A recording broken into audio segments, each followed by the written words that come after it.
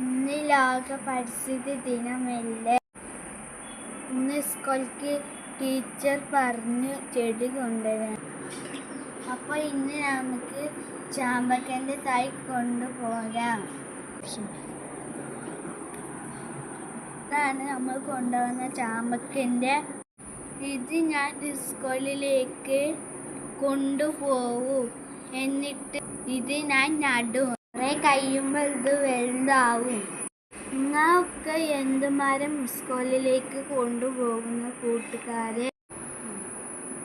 അപ്പോൾ ഗൈസ്, നമുക്ക് വീട്ടിൽ ഒരു തൈ നടാം.